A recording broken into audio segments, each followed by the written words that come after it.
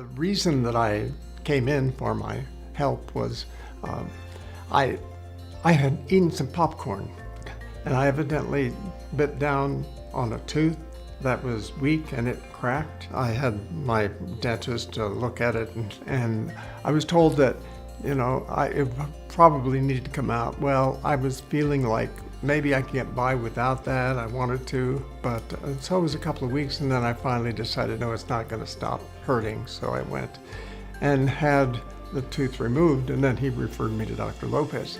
And I came here about 2 weeks after that in order to have the dental implant surgery. Dr. Lopez did a CT scan, and it showed what was going on, and I was shown the scan, and we agreed that there needed to be an implant made, and so we set up a time for that to be done. I came in for my implant surgery, and I had been told by friends that it was going to be really, really tough, that it was going to hurt, and I was going to really have a bad time with it.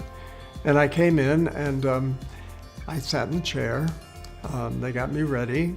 They went ahead and did the injection. That was the worst part, just having the injection. But after about 20 or 25 minutes, it was ready to be done, and the doctor went through the procedure. And I didn't feel it while that was going on. I really thought it would be tough. It wasn't.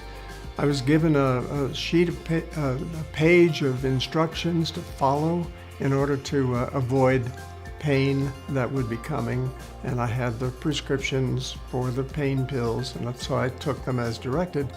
I only had to take 2 pain pills.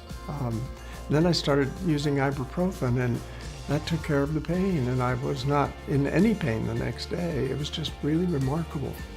I was very pleasantly surprised about how it went, because it didn't live up to the forecast from friends who had already had it done.